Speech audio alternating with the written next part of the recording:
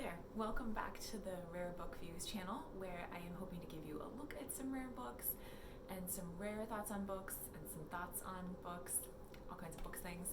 And I really appreciate you guys joining me for that. It gives me a reason to set aside some time and dwell on books. So if you're interested in that, please subscribe and give me a reason to keep doing it. Today I am planning to talk to you about my favorite historic romances that are well researched. And the reason is that I just read a book and I loved it, and I told a friend about it, and in the conversation we talked about something else and said, oh, that is fun, but it is silly. That's not the word we used. And the idea that sometimes when you read a book, it really is empty calories, and sometimes you can read a book and learn a lot. And there are some books that really are historic romances, but the research and the historic context is so great. You can learn a lot about the time period or the context. And so I was thinking about what are those books, and I'm excited to share those with you. The first one, the one that I'm talking about that I just read, is The Great Circle. This is amazing. I got this as a Christmas present from my amazing sister-in-law and her family, and it is so genius of a present for me. I loved this.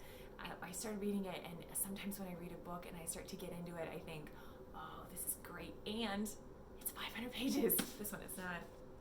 Oh no, it is almost 600. And so you get this, oh, I get to enjoy this for a long time. This book the research is amazing. When I was reading it, I thought, it's so vivid. It's like a memoir. It's amazing that this isn't a true story. So in this one, you're gonna get early flight, early women pilots, pilots during the war, during World War II, so 20s all the way to 40s, multiple generations, early art and art appreciation, the Northwest, bush pilots in Alaska, just amazing. And the time period where there were pilots doing these daring, sort of daredevil, long flights to beat records and do things like that. Wonderful and immersive. And then some modern day. Some of this were interposing different times, some chapters from modern day, and a character who really reminded me of Kristen Stewart. So film actresses, just all these great topics weaving together, but really well done. There is some stuff in here about the bibliography of source material. Super fun.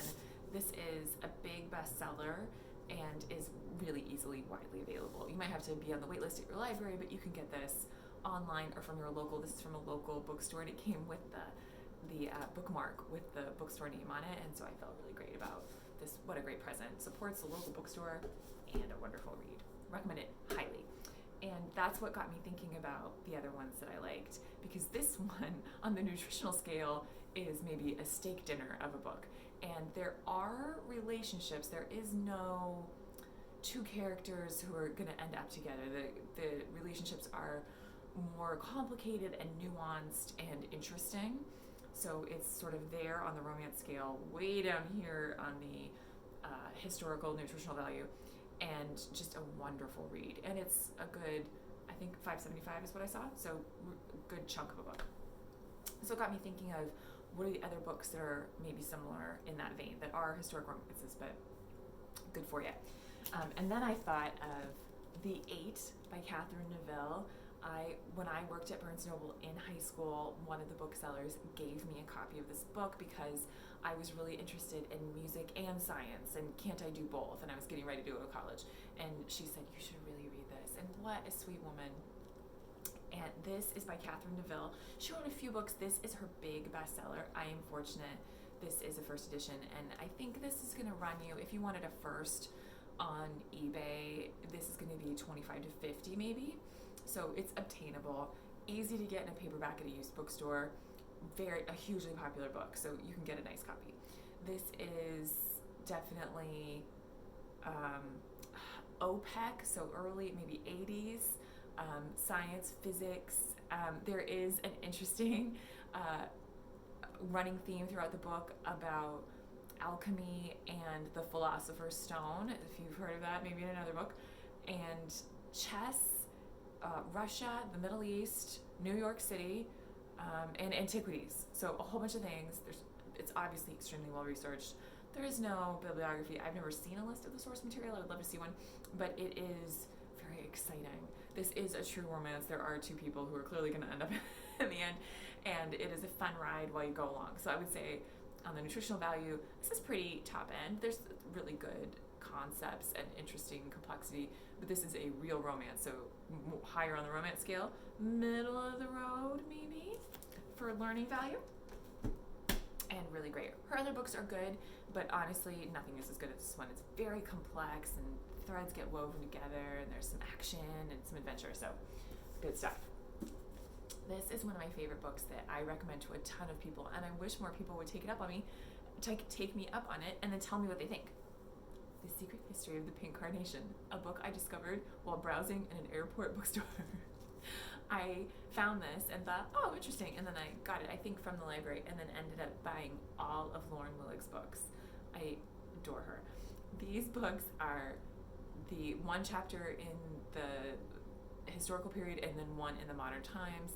All of the characters I just identify with for different reasons.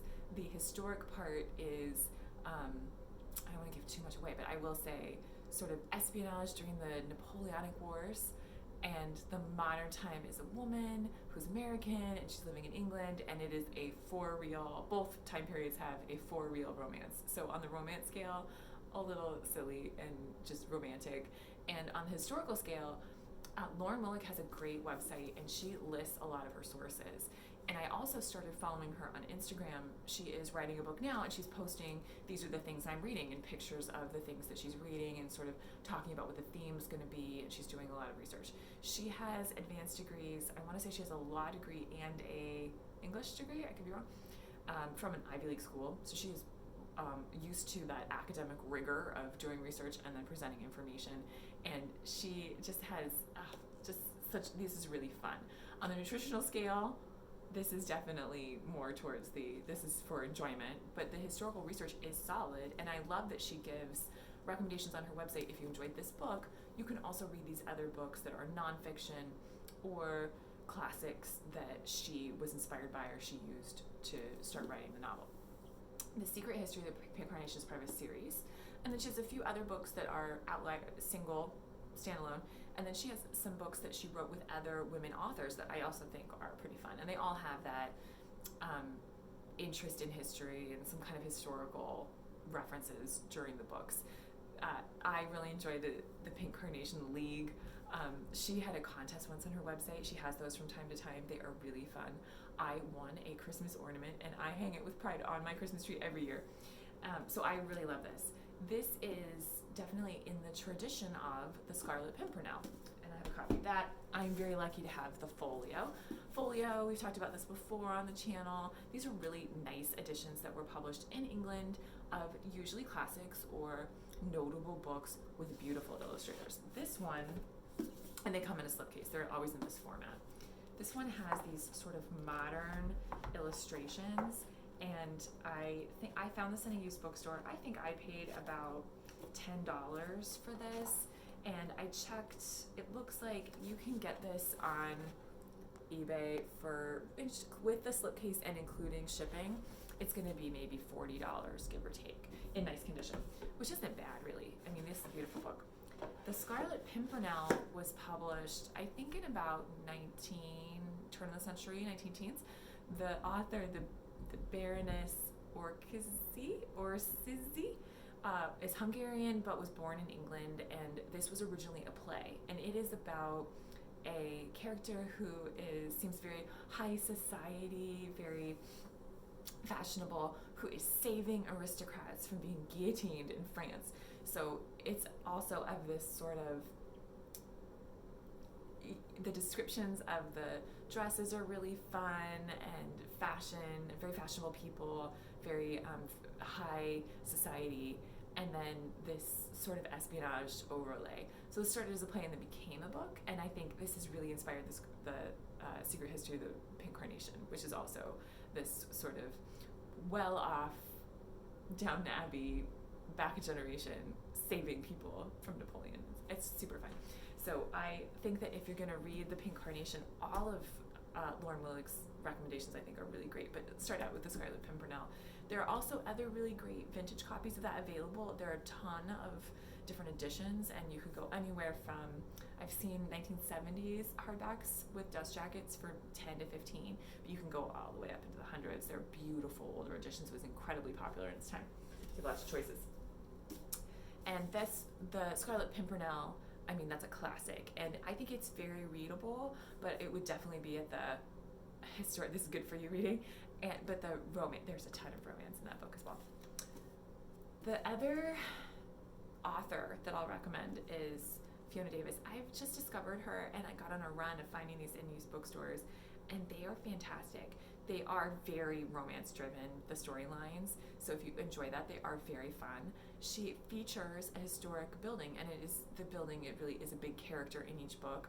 This one is the Grand Central Station, and she obviously has done a huge amount of historic research about what went on during the time period. It's all like, I think the period discussion and the touches of the period are very accurate, and then very interesting stories about these historic buildings and different things that largely New York City, and they're very they really paint a very vivid picture, and I think these are very fun.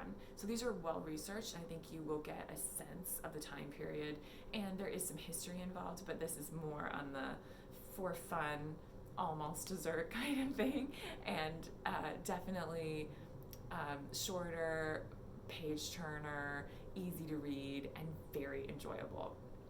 So I have read almost all of her books now, and I think they're all great. I recommend all of them. So I think that you can really enjoy all of these books that are historic romances, different amounts of romance, different amounts of history, but I think they're great choices, and I think that it's also okay. I mean, I read plenty of regular fiction that isn't doing me any good, so I'm always happy to find something a little bit more serious that has a little more academic behind it. And I would love to hear from you. If you have a historic romance that might actually teach me something, please let me know in the comments. I would love to hear about it. Thank you for taking the time to sit with me and hear about books. And if you enjoy this, give me a comment so I'll know. Maybe I'll do some more similar genre type videos in the future. And if you're into books, please subscribe so I'll be able to reach out to you again. Thanks so much, and happy reading.